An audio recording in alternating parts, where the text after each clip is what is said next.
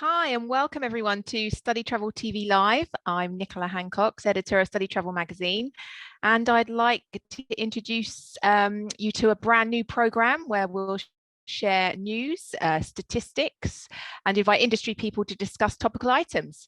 A couple of housekeeping points before we get started. Firstly, please don't unmute yourself unless a Study Travel team member unmutes you. Hello everyone, I'm Matthew Knott, news editor of Study Travel magazine. For the best viewing experience, please put the call in side-by-side speaker view. You'll see an icon in the top right corner where you can select the view. In today's broadcast, we'll start with a story, and then we will be joined by Maura Leão, CEO of Yázigi Travel and outgoing president of Brazilian agency association Belta, and Mark Algren, former executive director of the Center for English Language Learning at the University of Missouri, and a former president of TESOL and UCIEP, to discuss these items further. We'll then introduce a few more stories as we go through the show. And if you have any questions for the presenters or guest speakers or comments on the story, please post them in the chat box and we will read them out at the end. Also a great opportunity to thank our sponsor, Londonist.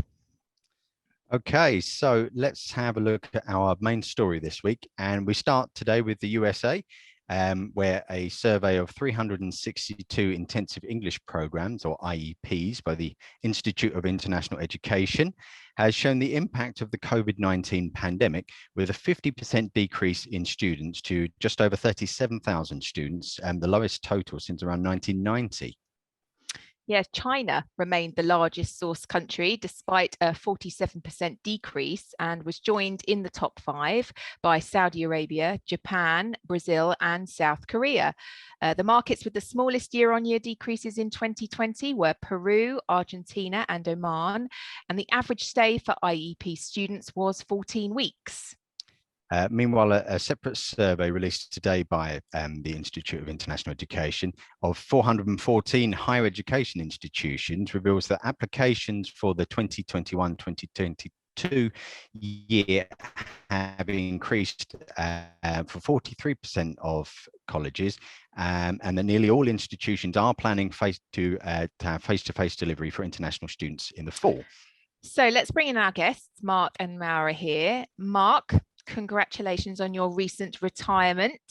Maura, we know that you are stepping down as president of Belta, so thank you for all you have done for the sector during your presidency. Absolutely. Pleasure.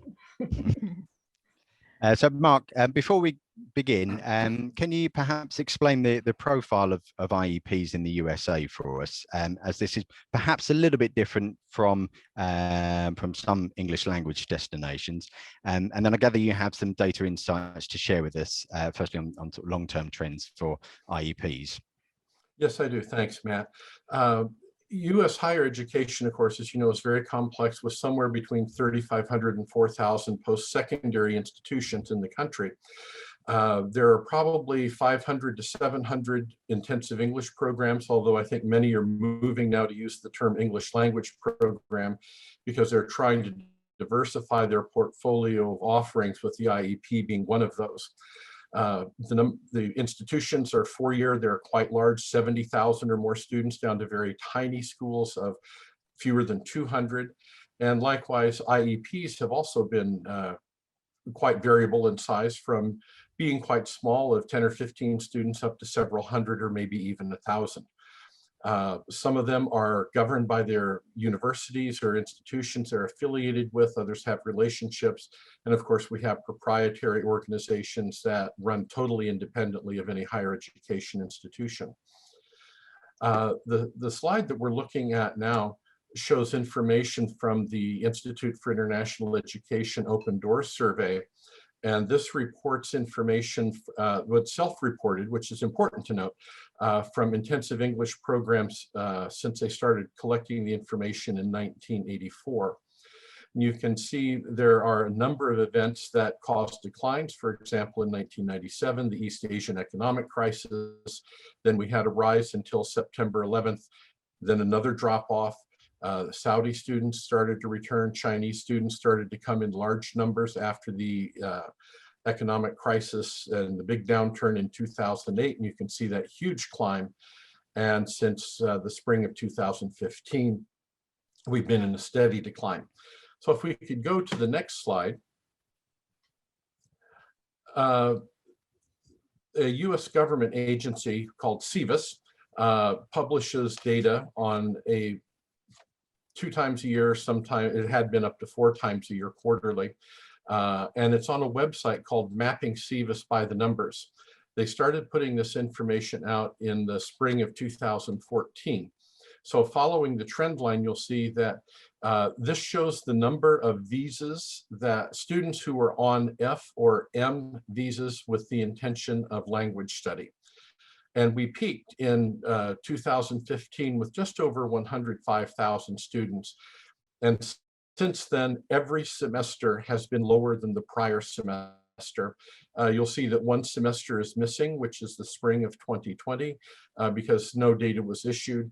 And now we've hit a low point of just over 30,000. This has impacted IEPs across the country, both proprietary and institutionally affiliated. It's affected pathway programs. It's hit everybody. A number of programs have closed, and some programs are still on the books, but not enrolling students, and some have become very, very small. So it's been quite a ride for us. We're accustomed to volatility in our field, but this one's been a little bit different. Thanks very much for that, Mark. So then a 50% decrease is obviously very dramatic, but this is actually less severe than other English language destinations have reported. Why do you think this is? And this is directed to both Maura and Mark. So I don't know who wants to take that first. I can add to what Mark just presented. I think, the fact that Brazil is also facing our, hard times with the pandemic. It's not a hard question to answer why you are not getting more students from Brazil. Brazilians need a visa to enter the US, either for tourism or as a student. And we have to confirm that the consulates were closed, and they have just started now to issue the F1 visas that are for students, for long-term students. So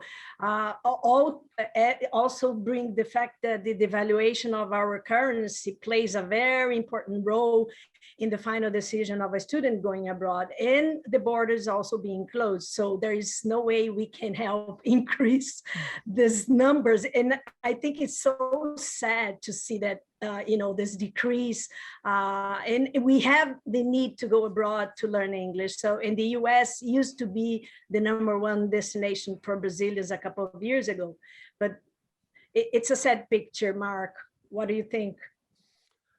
Well, one of the benefits perhaps of living in Europe is that you have numerous transportation opportunities. You can get on a bus, drive a car, take a taxi, get on the plane. In the United States during COVID, there's still pretty much one way to get here for so many students, and that's flying. And we know what happened to airlines and flying capacity. So between visas, that capacity in order to just to come to the country, the travel restrictions that were put in place by the administration in Washington, stopping people from coming into the country to prevent the spread of COVID. I think there were a number of reasons, and what will be interesting to see is whether or not that has led to a pent-up demand, so that when some of those restrictions ease, will we see a surge in enrollments, and then is that surge sustainable? Yeah, I think we've sort of touched upon my next question already, but we've seen that from this IEA survey today that applications are up for the full semester, which is, or at least for some institutions, which is good news. But as Maura said, the consulates, some are open, maybe some aren't open, and we've got huge backlogs to deal with. Will students get a visa in time, do you think, Maura, if a Brazilian student is planning to go to university in the fall? That's what we hope, considering that the intake is like August, September 21, and this has being very recent, the opening of or the issuing of the F1 visas.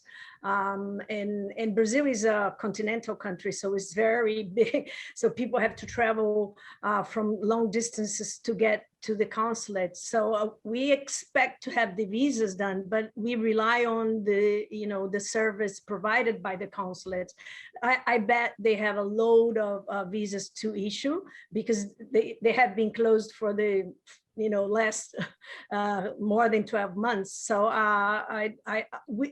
we don't lose our faith that we are working super hard alone, as consultants to help the students to get all the documents done. But we don't want them to miss the opportunity of starting classes that are opening face-to-face in the beginning of the fall. So that's what I expect, because I'm a very positive person, and we are working very hard also as an association to have to bring this information to them, to the consulate, that we need their support in order to be able to send the students to the US mainly. Mark, I gather that international education associations in the USA have been lobbying, putting pressure on the government to maybe increase capacity to do what they can to deal with the backlog and prioritize visas. Do you have any sort of response from that, or are there any markets that are perhaps doing better with the visa backlog than others? Well, I've talked with a couple of friends who were in admissions offices in the United States, and they've reported hoping that some of the reports that they're getting from students that they've gotten visas. So we know that that's starting to open up. We have one student at the University of Missouri who had been trying for like a year and a half to get a visa, and he's finally got it. So, we hope that will be a harbinger of things to come. There are, of course, around the world, different embassies and consulates, whether or not they're reopening, opening on a measured basis, varies by country. With the resurgence in India, which has been a very large market in the United States, not for IEPs, but for students, especially graduate students, they're pretty well still kind of locked down. So it's hard to say when that's going to come back. The organizations like NAFSA, TESOL, UC, English USA, and others, we do remain in touch through organizations that we belong to that are lobbying in Washington to try to get people to say, yes, things can happen, we need to do things. It's led to a little easing and prioritization of international students to come back to the United States. So I hope we'll continue to see that. The last thing I'd like to add is that it's not just the United States, but it's also other countries that have reservations about allowing their students to come. So for example, Japan still has the United States listed. I think it's called a tier 3 country, which means that if a university in Japan wants to bring a group of students to the US, they can't do that right now. And it's probably, we're in a better shape than Japan perhaps right now in terms of COVID. So we hope to, convince other people to let their students come.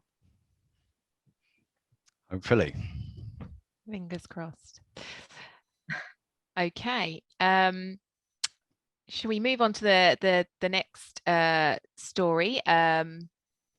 A number of major study destinations have announced a relaxation of entry rules in the last few days. France has unveiled a new green, orange and red system, meaning that Europeans and some non-EU citizens will be able to enter without quarantine for non-essential purposes. Yes, and Spain has also implemented a new system preempting the launch of the EU digital COVID certificate for Europeans, and also allowing vaccinated citizens from anywhere to enter. Last week, Ireland announced its intention to ease border restrictions from July, allowing quarantine-free arrival from the EU and from some low-risk non-EU countries. And the government of Canada has indicated this week that from July, international students who have been fully vaccinated will be exempt from the 3-day hotel quarantine rule, a move that has been welcomed by the international education industry. So in terms of international travel, it looks like we are moving into a two-tier system for the vaccinated and non-vaccinated. How is the vaccination rollout going in Brazil, Maura? What can you tell us about the situation there? I always have a hard question to answer. We have to bear in mind that Brazil is, as I said before, is a continental country with more than 200 million people. So if a lot of people need to be vaccinated, the bad side is that we started a little too late. I have been vaccinated just for the first shot. My second one is only in August, and I'm already an old lady. And the young people that, the bad news for the international education area is that the young people, the young adults, youth are not being vaccinated, and they won't be to the end of the year. If the countries that are expecting to get students from Brazil have a strict rule of, oh, you only can enter if you are vaccinated, you're banning again the possibility of these people of going abroad, which I don't think it's fair. Maybe there should be a solution. Is like, okay, you enter the airport, you get vaccinated, because otherwise there is no solution that we can do, or we can send the students, only the very rich one could solve this problem. So that's where we are now. If there is a strict rule that people need to be vaccinated, and also there is a, which vaccines the people should have had. And that's also something that is separating, people in groups, who has taken this kind of vaccine, the other one has taken the other kind of vaccine. So I think we are in a very sensitive discussion now, but I think we should bring this into discussion if the countries want to get Brazilians that I know play a very important role in the international education industry all over the world, because we are sending a lot of students abroad since the last 50 years. Might be a good year for the 50+ market, Maura. Yes, I'll be one of them. We've heard that a few American institutions will require all students to be vaccinated before arriving on campus. Are they only accepting US approved vaccines, Mark, or are colleges doing anything to help students get a vaccine? Well, Matt, it is a bit of a jumble right now, and I think some institutions are still trying to work through that, and there will be more changes to policies through the summer. One way that I've tried to keep track a little bit of what's happening is through a publication in the United States focused on higher education called The Chronicle of Higher Education. I don't think it's behind their paywall. They have a page that talks about the universities that are requiring vaccinations in order for students to be on campus. And that shifts every week, that some institutions are removing a requirement, others are adding a requirement. For example, in New York, the state universities at least had required that their universities follow state of New York requirements or the recommendations of the CDC, the Centers for Disease Control in the United States. I think that has changed within the last month to following guidelines provided by the World Health Organization. So it broadens that a little bit to include the Chinese vaccine. So we're seeing variables, and there are campuses. I talked with a colleague this week who said, hey, if you want to come to my school, come, and we'll give you the jab when you arrive on campus. I'll meet you at the airport and give you one if you need it. So it's important, I think, for students to stay in touch with their embassy or their consulate, the Education USA office, and their institution that they're planning to enroll at, to find out what the requirements are, because the institutions want you here and they will do whatever they can to help you find a way to arrive. Another thing for agents to keep up with, Maura, as well. You've got to keep track of that. Yeah, and that's our role also, to help students achieve their goal of going abroad. And when I said we need to bring this into discussion, that we need the institutions abroad to be also flexible and give us a solution, help us find a solution. As Mark said, why not having the shot at the airport when they arrive, if they cannot have the shots in their own countries, in the case of the whole Latin America. And so I think this is a very good solution, an easy solution. Right, and it would be nice if the institutions were the only ones that govern that, but in many cases, at least for public universities, there's a governing authority in the state legislature or the governor that makes the requirements, and then the institution simply has to follow that. So, but again, as Matt mentioned, that we're trying to lobby. I shouldn't call it lobby. We try to advocate. I avoid the word lobby in our area, but we try to advocate with U.S. government, and we're also advocating at the state level as well. Right. Okay.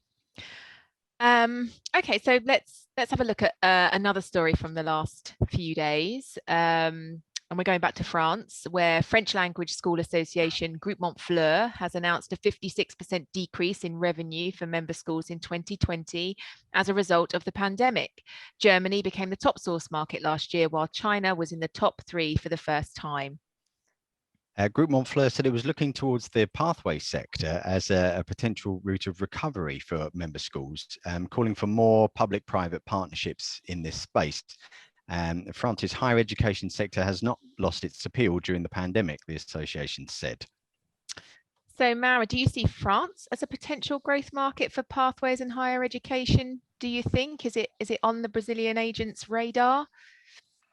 It can be, because the fact that some countries are very strict in getting Brazilians to enter their countries to study, they can choose going to France, and France is being very open for higher education students. Of course, it depends on the program they're going, and they are, requesting. You can say, I did quarantine and before I arrived in France. So I think it's a possibility, in the fact that they are thinking in working together with the language schools to provide the pathway, which was not widely spread in France, but it's being done in many countries like the US and in Canada and in other countries around the world. I think if France goes after that, it is a great opportunity. And also when they adds the fact that the students can work some hours while they are a higher education student for a long-term program, it's also a decision-making for them. And also adds the fact that in France, more institutions are having English spoken programs, English taught programs, which helps to go to France, other than having to be very fluent in French to decide to go to France. So. Thank you. Okay. So Mark, France has its own international education strategy and target to recruit more international students. So do you think this is a good move here for the private language school sector to try and build a pathway system in tandem with the universities? Well, there are some who would say the first pathway, and by that I will mean a third-party provider or a proprietary organization, and I won't name any of them because I don't want to appear to be preferential towards any, started in 2007 in the United States. But the reality is that we've had pathway programs in our universities since probably the 1960s, where you had what we called concurrent enrollment, students enrolled in a language program while concurrently enrolled in undergraduate or possibly even graduate degree courses for credit. I think that the pathway providers they're in the same boat with everybody else, where enrollments have dropped. It's dropped for them as well as for the institutions that they're serving. So nobody's coming out of this. Well, when we come out, we'll all come out together. As the saying goes, the rising tide will lift all ships.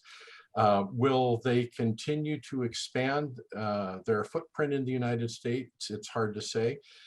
There are a few institutions that have decided to separate in their partnership with one of these organizations, not meaning only one, but with various ones, while others continue to look at that. So I think it depends on the institution and what their total capacity is to support international students, to recruit international students.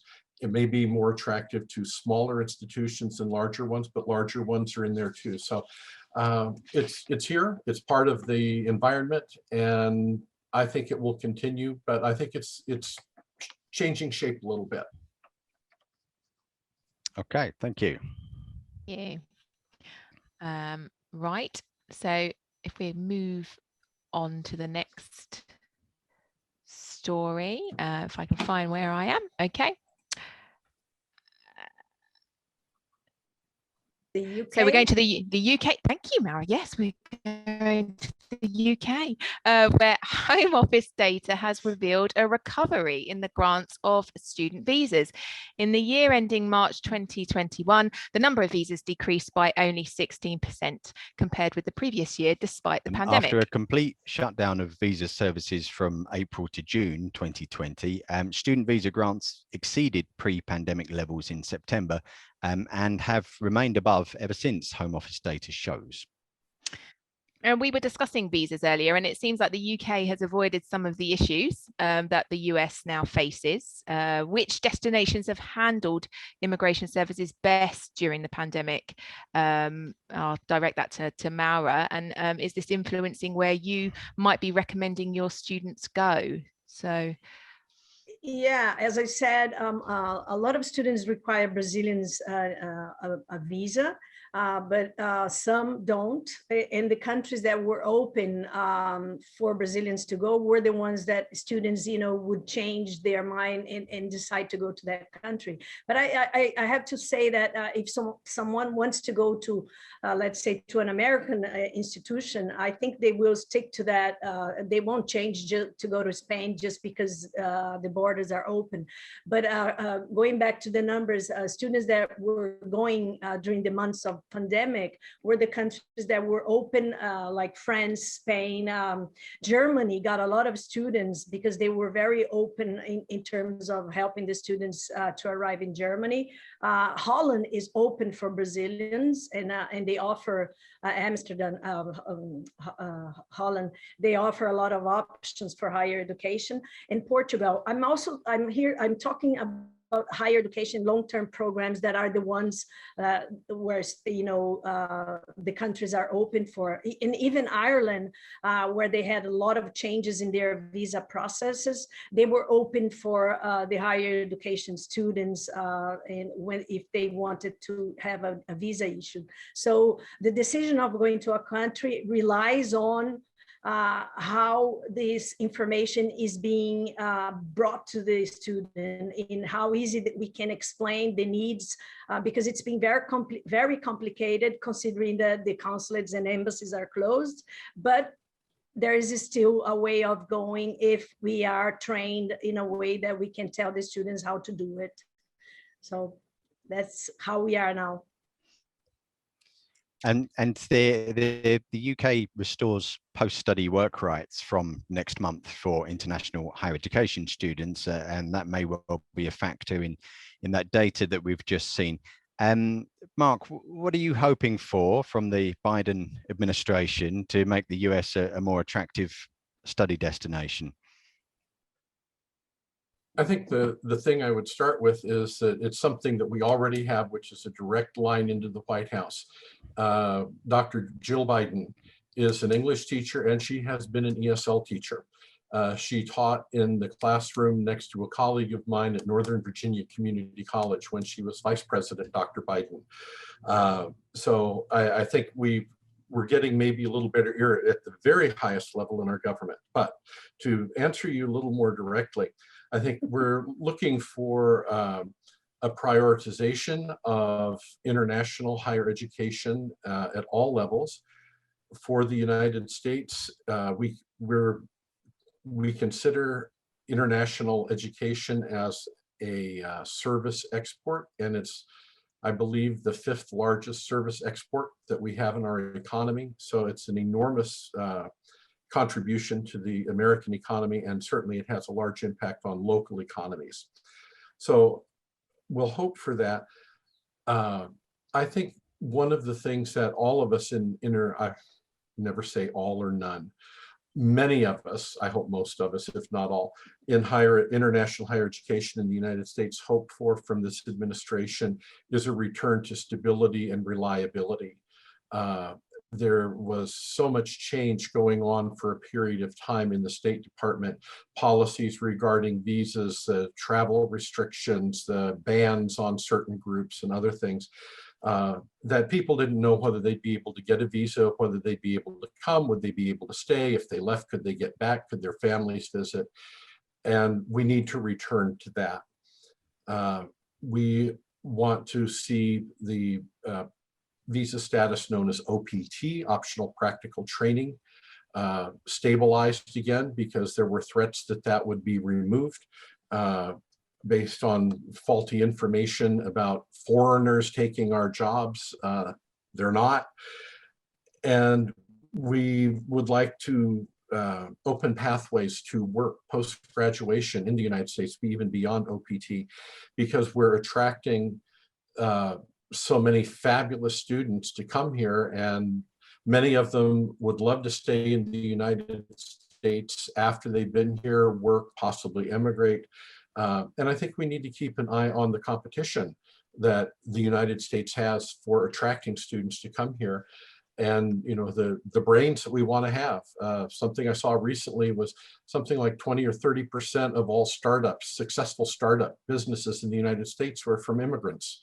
And a lot of those, I think over half of those people were students who'd come here as higher education students, as international students.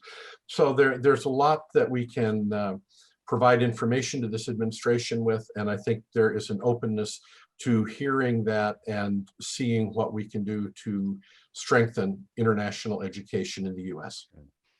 I sent an invitation to the G7 summit, so hopefully they're on the call listening, Mark. I hope so. Right. Okay, let's take one more story to discuss then. And we're going to go back to Canada, where a number of marketing initiatives have been announced.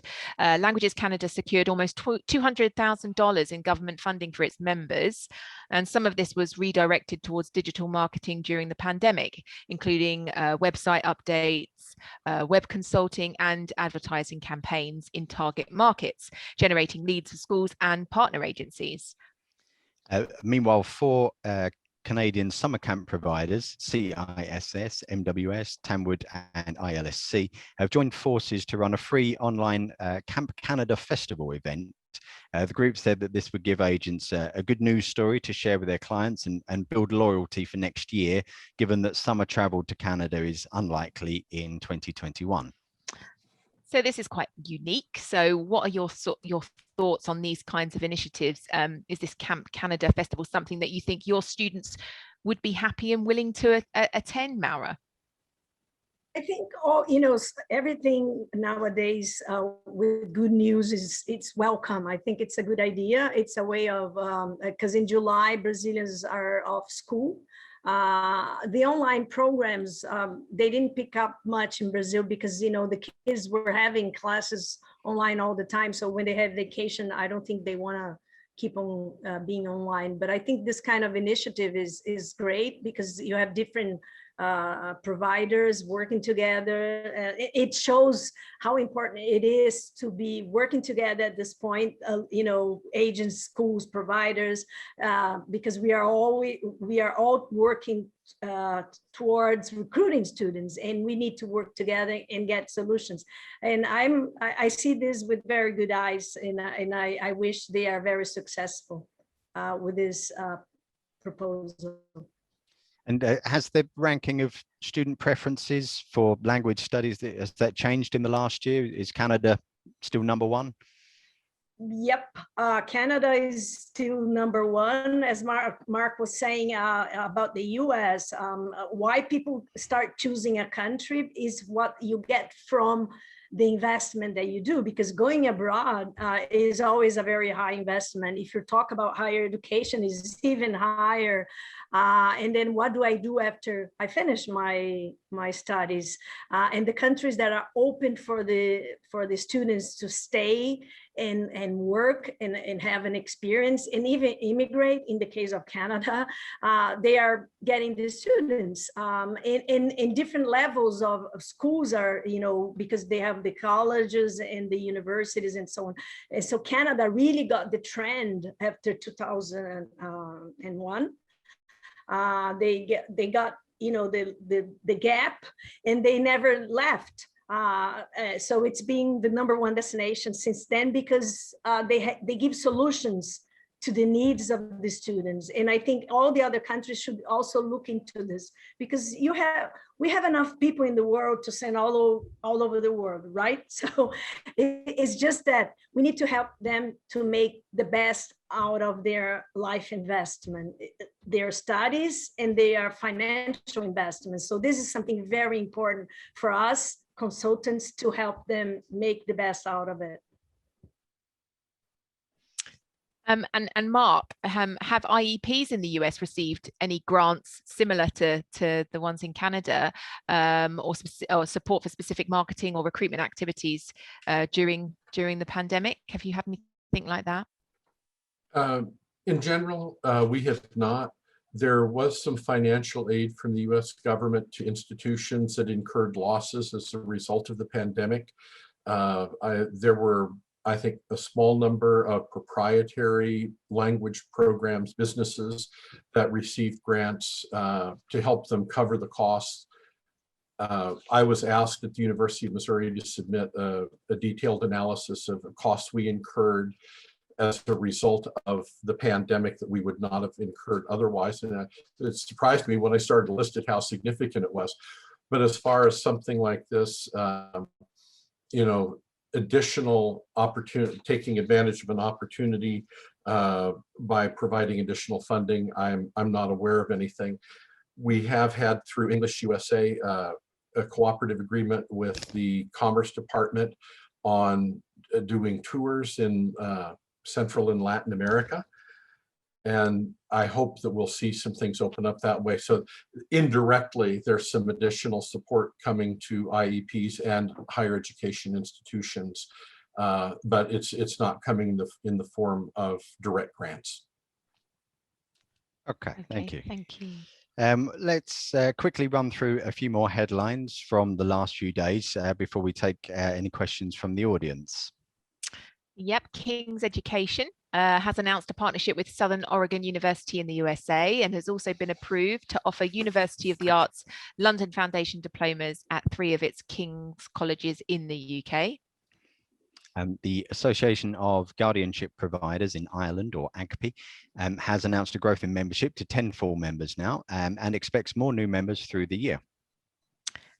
Industry software platform agency management system has announced a partnership with payment provider NextPay. US-based J1 exchange sponsor Intrax has announced the acquisition of UK-based youth travel organisation Invasion Camp Group. Inspired Education Group, the global network of primary and secondary schools, has announced the acquisition of online specialist Way Education. And finally, Oxford International Education Group has announced a new pathway partnership with the University of Bradford in the UK.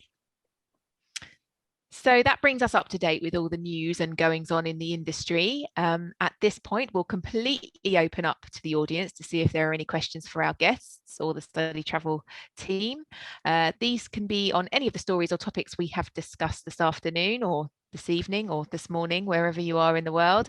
Do please make sure that your organisation and your name are in your Zoom name or in the question, so we know who is asking what. Just having a look there. There's a couple of questions about we've got from Neela and Gina about the Camp Canada program. It's if you're logged into the StudyTravel network, it's one of the top stories on the news page. If you go to the latest news page, I thought I saw that that Tamsin entered the call a few moments ago, who would be the best person if she is there. Maybe Tamsin could pop a link into the, she is there, she's just put, she's here. Maybe if there's a link you want to pop in there, Tamsin, that would direct those questions to the information. But I can, there we go, she's put her email address on there, and the story's on the StudyTravel network, as I say. Do we have any more questions? Mackenzie's put a link about the trade missions that Mark mentioned there. People want to know more about the camps, you know, Yes. the more details. Yeah. You joined at the right time, Tamsin. I think there we go. One of those last stories that we went through there, Maura, was about the guardianship providers in Ireland. And do you see Ireland as a growth, sort of potential growth market for secondary programs, working with sort of public high schools in Ireland? It's a little bit of a similar model to Canada, perhaps. Yeah, Ireland for high school program, for secondary programs, it's not so well known as the other countries, but if they start to promote that, I think, you know, with more when I say it's like more transparency, how the program works, because, you know, there's always a difference between non-European, European citizens and so on. But I think Brazilians love Ireland as a destination, but mainly adult students. And there will be a change now in the next days, again, for the visa issuing. At Belta, we'll have a talk with the Irish Council on Monday. So I think it is a very important market, and I think this product, this program can be well accepted. So we can give as an option for the students that are not getting visas to enter other countries like the US or Canada. Okay, thank you. Doesn't look like we have any more questions coming in. I'll give it I'll give it another 30 seconds or so if anyone wants to pop a question in there, either for our guest or for the StudyTravel team. Otherwise, we'll wrap up the call.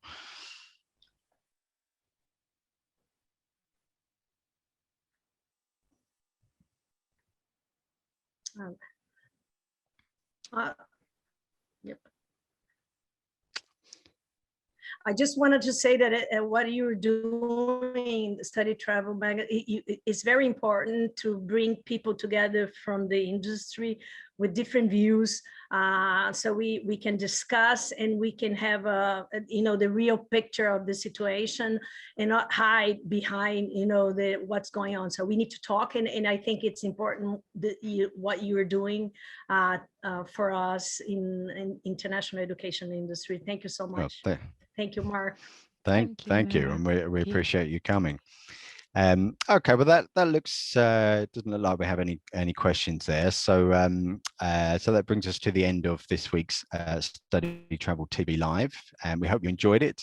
If you'd like to come along to the next one, visit the StudyTravel TV Live page on the ST network, where you can find under the ST magazine section in the menu. We'll be announcing the guest speakers for the next broadcast on this page, and you can also find a recording of this episode and past episodes in the listing at the bottom of that page as well.